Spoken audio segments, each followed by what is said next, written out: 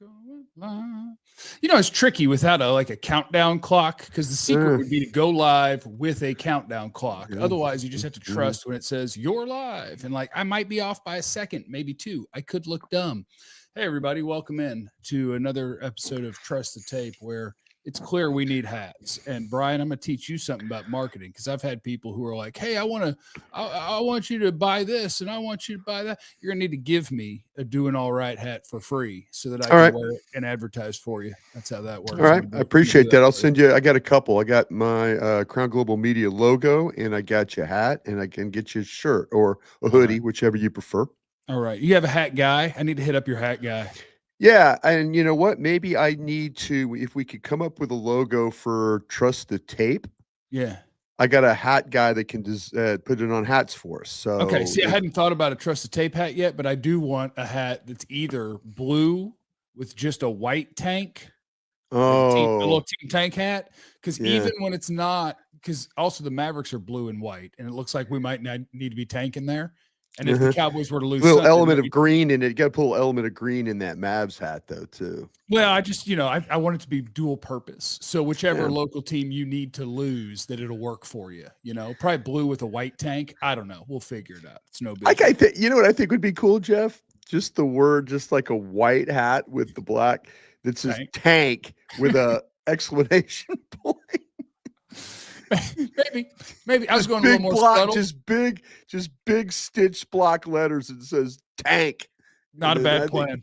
Not a bad plan. Shout out to the people who are here before the show even starts. Dro Nose is here all the time. Can't trust that Texas State trooper from the A&M game, but I can damn sure trust the tape. I like that. That's well said. Well said. Armand's in here all the time. Appreciate all you guys. Thank you for being here. And Brian did try to warn me that Texas A&M is pretty serious, and so I was texting them while they were getting beat pretty good by South Carolina, and then they did the college football thing where the good team eventually shows up. That's very college football. Well, did you? You're not going to read what I said to you then. You're not going to. You have it still. I've seen this before. I've seen this act. I go, you said, man, I guess I picked a bad day to watch Texas A&M. I said, I've seen this act before. South Carolina's going to lose this football game. Yeah. And I have. I've seen South Carolina play a bunch. They are the darlings for giving away leads. Even leads of 27 points or 28 points. They're into that.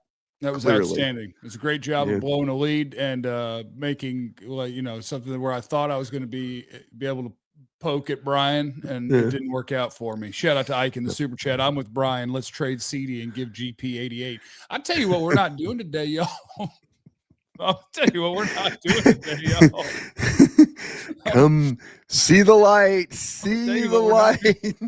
First of all, see the light.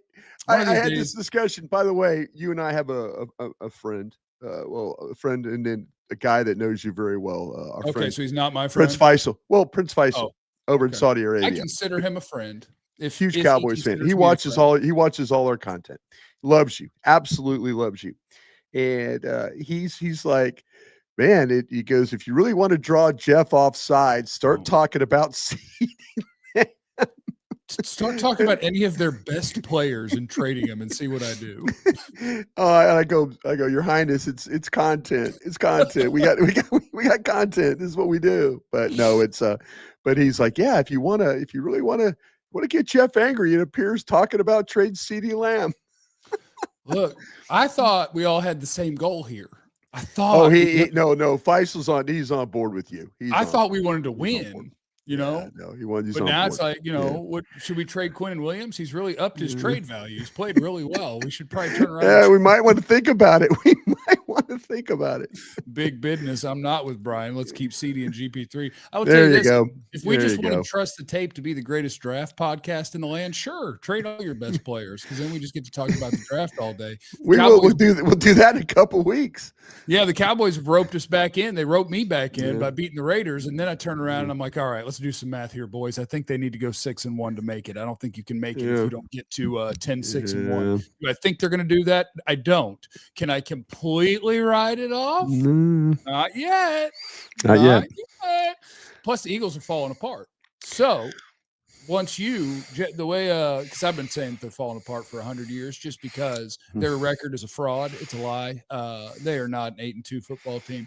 They're more of a 6-4, 5-5 football team, but they happen to be winning at the end of these games. Can I Yeah. ask you a question then? Yeah. Eagles falling apart. Yeah. Do you worry about Vic Fangio and having an understanding of how to play Dak? Yeah,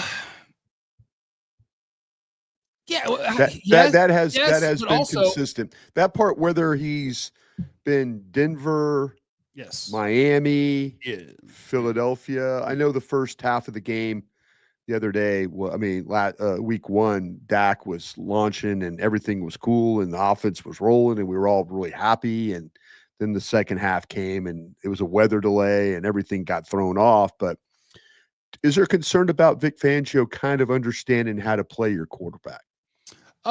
Maybe a little bit. I'll put my faith in the players that Dallas has over the coordinator that Philadelphia has. So, I think there's something there, but I expect the Cowboys to play pretty good offense. I do think part of it is going to be that the Eagles, they got a pretty good defense. Yeah, and Nakobe Dean being back is going to be different than Jahad Campbell, who started in week one. Yeah. You know, they still have some elements. The safety play has not been great. You get some of those guys in space.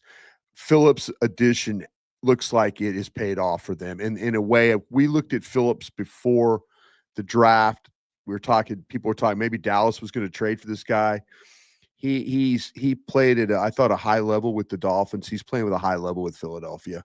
Yeah, and they're a different team with him rushing the passer. And then you got the two defensive tackles, which is an issue. Yeah, and I think that's very much kind of who they are. Now, I do think there is going to come a day, because when it comes to how you build your football team, I am a big believer in two different things. One, the salary cap is real. Every dollar that you move somewhere eventually will be accounted for. And if a lot of those are all sitting in the same place when players probably won't be there anymore, that year going to hurt you. And Philly's probably got that coming in the year of our Lord 2029. Okay. So they were willing to maybe take a big old speed bump for the chance to try to win like 7 Super Bowls, which I support. But the other thing is that you can manipulate it as much as you damn well please to make a run at these things. And that's what Philadelphia does. They are very much probably the most aggressive team right now, where they're like, look, this is our window. So whatever we have a need at, we're going to go do it. And we're going to trade these picks because we think we've got the most important pieces now. And so we're going to add all the things that we can. And so, that helps their defense. And I think that they've got a good defense. This is my behind the curtain show business conversation with the people real quick. So what you got to do is you have to condense things that have nuance to them into fun catchphrases. And that's what I like to do. People did that with the running backs don't matter. And then people are like, no, of course they matter. And the answer is, of course they matter. The longer form is, Saquon Barkley's a 3.8 yard per carry guy now instead of 5.5. What happened there? And the answer to what happened there is they downgraded on the offensive line, and they've been banged up a little bit, and teams are focusing on it more. And running back is the most dependent position in football. So there's a conversation to be had about how much do you value things like first-round picks if you're not prepared to give that guy a chance to shine, right? But you condense it into running backs don't matter.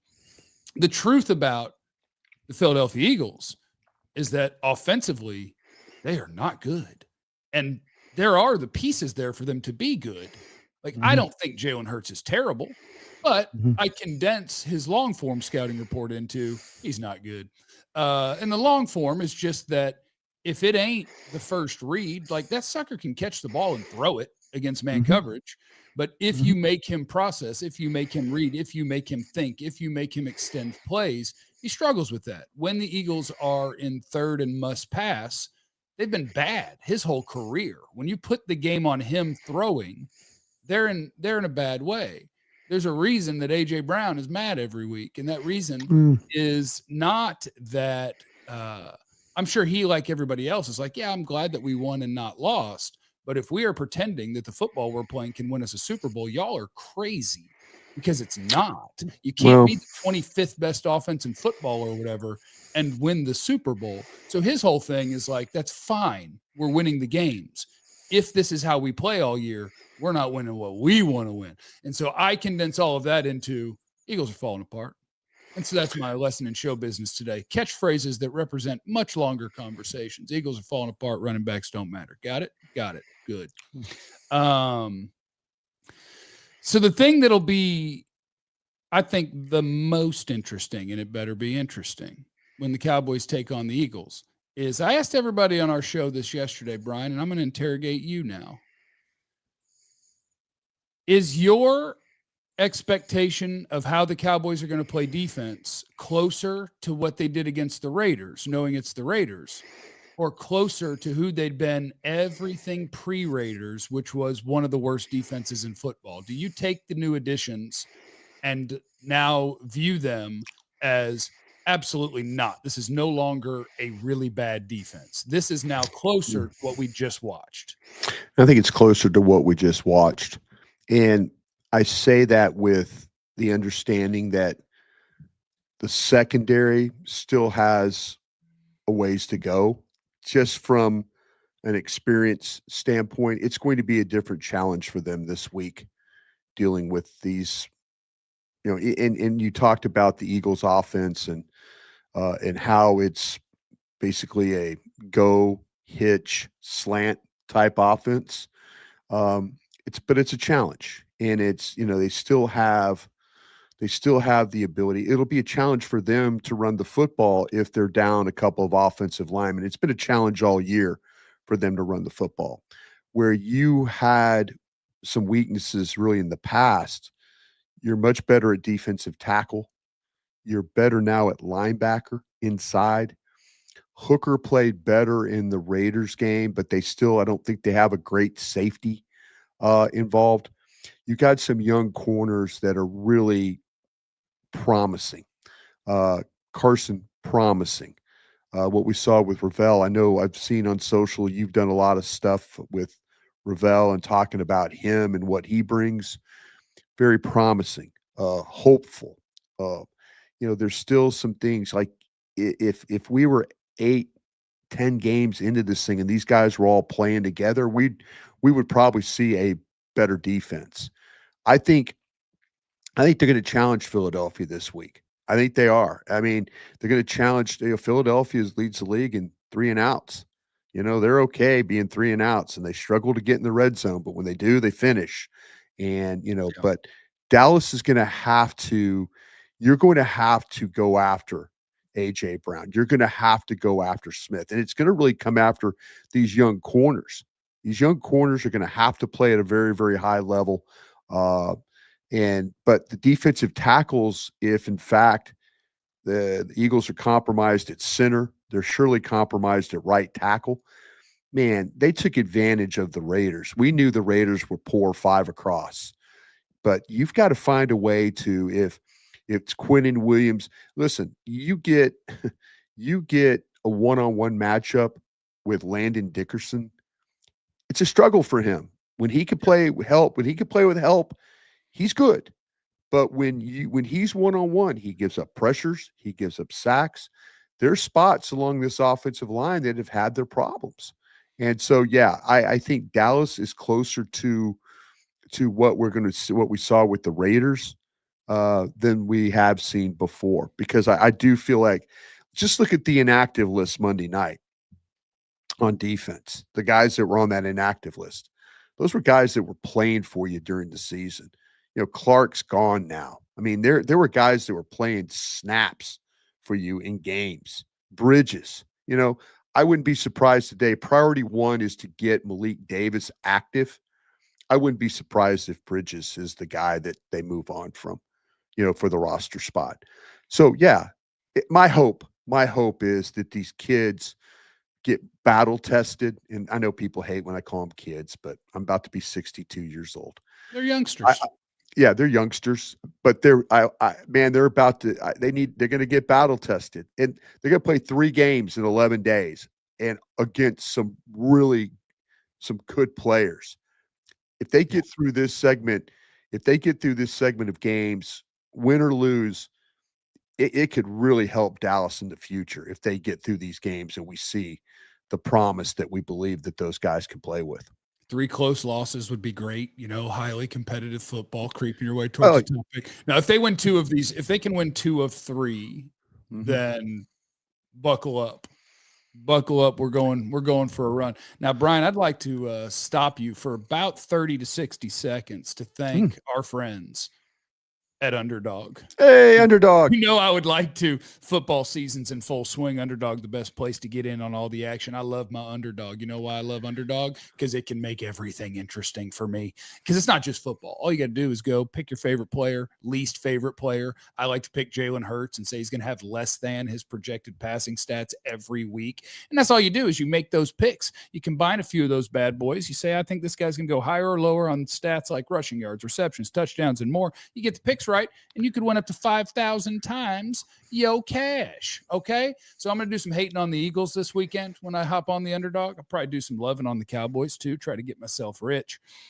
And that's all you got to do. And then, Brian, the most exciting part about after you download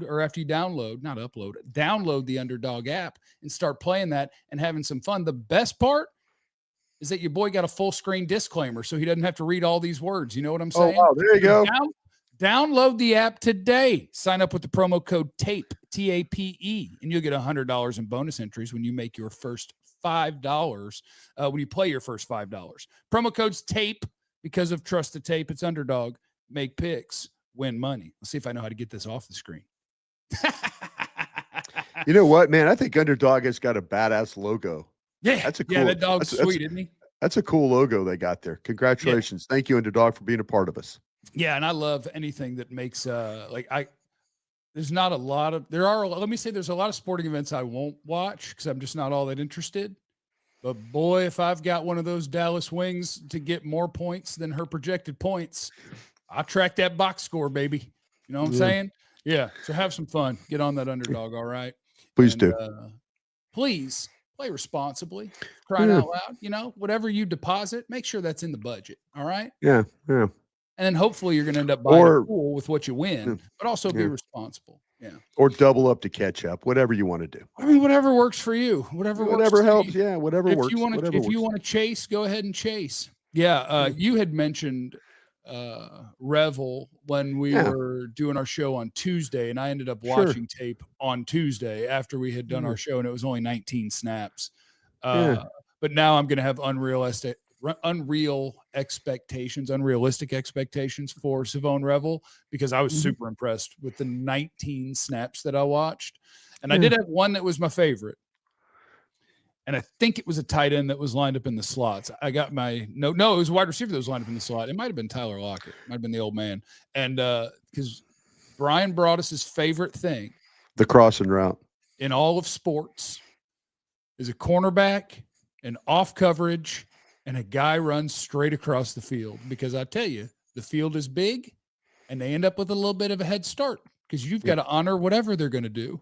And so when you see a corner get that foot in the ground and fly across on a crossing route and close that window, make up ground and make it so that you can't throw it or make a tackle for a short gain, nothing makes Brian happier watching a draft eligible person than the corner flying across the field and seeing Revel just foot in the ground and I'm in your pocket, baby. I was like, that's a Brian play right there.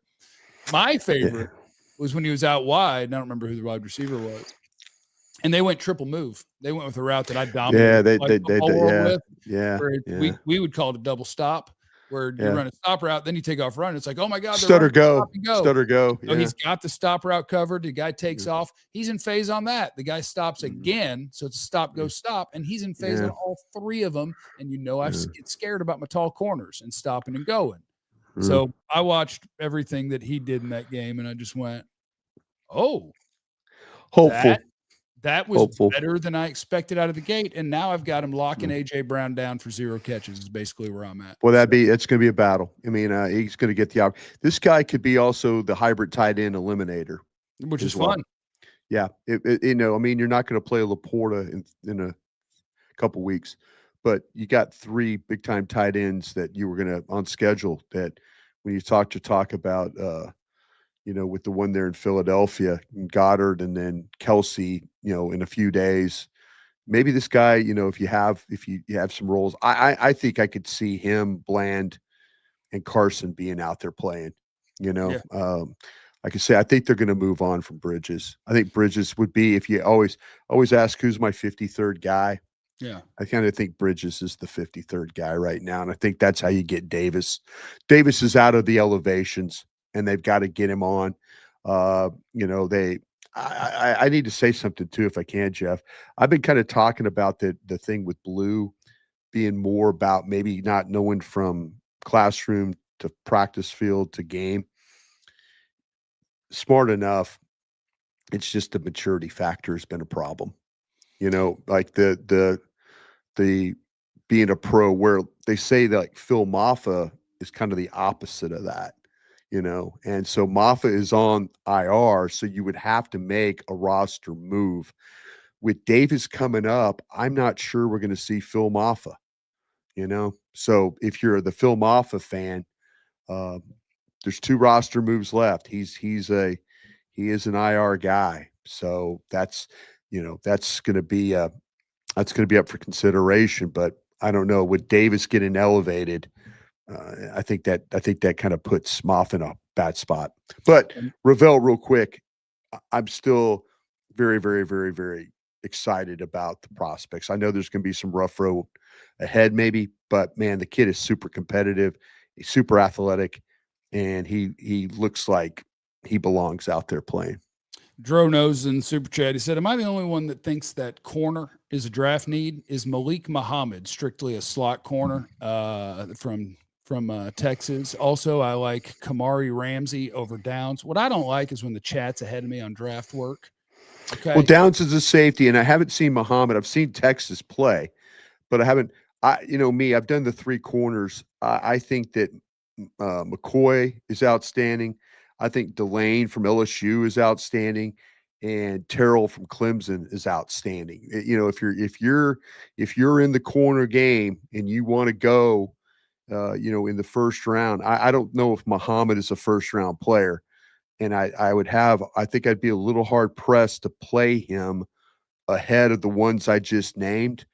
But Ramsey's the safety from USC. And I've got a list of guys to do tonight, and he's one of them. But I would be hard-pressed to say that a guy's better than Downs at that position. But I'm always like, that's the great thing about this process, that he very well could be.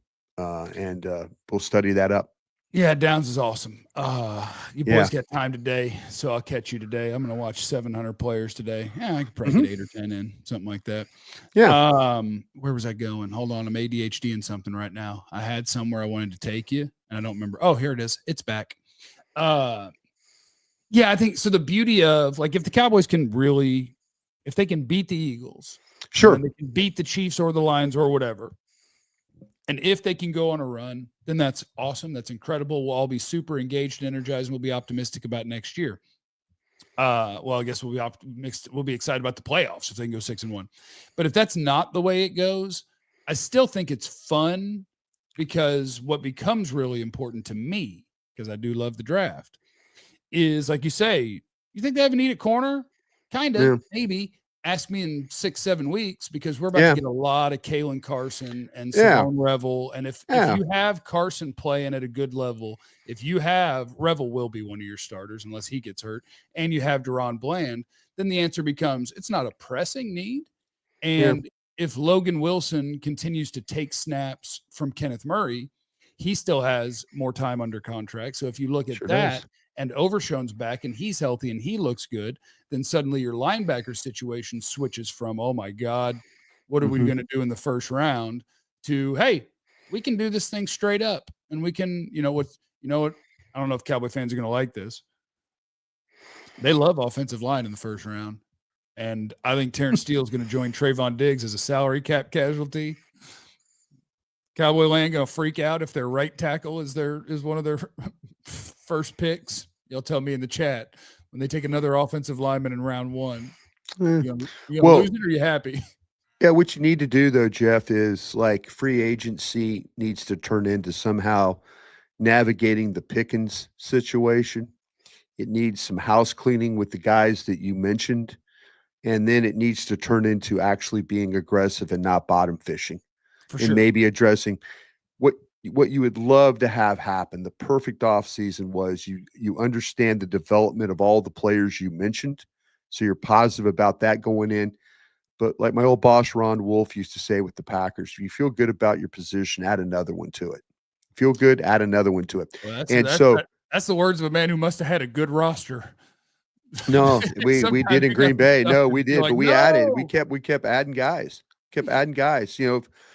But I would love Dallas to go into this draft with the flexibility of being able to take what player is best on that board for them. We know they're going to take best available player that need. We know that's probably going to happen, but I'd like to have the flexibility of being able to move the picks if they want to move them, and then be able to like keep the board open where they could. Offensive tackle is not out of the question. It really isn't, and Cowboy fans would probably go absolutely bonkers, but I think you would feel better about before we saw what happened in the Raiders game. I think those picks were earmarked for defensive players. Right. And now the scenario you just ran me through. Wait a minute. We're a little better at linebacker. Whoa, we're a little bit better at corner. I think we need safety help myself. Defensive tackle looks pretty good. But yeah, have the flexibility of being able to bless you. Thank you. Yeah. Have the flexibility to be able to use those picks for players that, can really make a difference regardless of the position you're playing them at. Colbert is in the super chat. Morning. Would you be okay with giving Pickens the same contract as Lamb? Yup. I sure would. Now, if he keeps it up, if he goes to 1,512 tutties on the season, I don't know if the CD Lamb contract gets it done. Well, Jerry's in for some pie talk. Jerry's going to have a pie situation on his hands. Although he said it. He said, yes, we can keep all these guys. He said it. So don't let him walk that back on y'all. Patty's in the chat. Love the show, guys. Wanted to shout out my fellow fans of the show. Thank you. I hope these are real people and not some sort of bit that I'm not aware of. And so we will shout out. Just read the words and make sure nobody's ball sacking you on this thing. DeCenzo. Okay. Zeesty. Yeah. Okay. DeCenzo. Okay. Everything seems fine. Yeah, seems fine. Yeah. Nobody's saying Mike Hunt, that kind of stuff. Whoa, bro. Yeah, but that's what I'm saying. You got to worry about that sometimes. The point was to not say something like that, and then you said it to not be a say thing. Mike Hunt, a player. Mike Hunt. Shout out to everybody that's been on this, watching us. Shout out to everybody but Brian right now. Shout out to everybody except Brian, who's trying to get us fined and thrown off the air. Not doing that. No. We don't got time for that.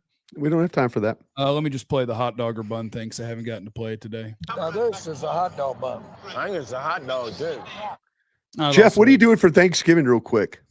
I believe that my family is really kind and caring. And so they're inviting you over and you have to show up with nothing in hand? I will be working on Thanksgiving. But they will push it a day, and we will do Thanksgiving on Friday. I may just swing by Wild Fork and pick up all the meats, the best meats. I was there the other day. My God. We need to get them as a sponsor. Our buddy Sean Sharif has them as a sponsor there. So they got good food. They're about to start up with DLLS, and we went out there and they fed us and they took us to the store and showed us all the things. And let me just tell you, this is for free because they're not on board with us yet. This is a freebie. Yeah. I ain't making it up. That's the best store I've ever been in. Crazy good. If you're looking for meats and sides, boy, they have everything you could dream of. I did the pre-marinated fajitas yesterday, the beef. And when I tell you it was about 2 pounds, so I had it for lunch and dinner, there's not any left. I just hammered all of it yesterday. Hey, make sure you're following Crown Global Media. Okay? Thank you, Jeffrey. Follow that on YouTube. Support Brian, support Vach, support all your favorite content creators. And then have yourself a great day. Thank you, Brian. Thank you, sir. Appreciate that. Everybody out there, do good today or whatever. Do something. Don't do bad. No felonies today, all right? Keep it together out there. Remember, you have no idea what anyone's going through. Be cool to everybody. We love you.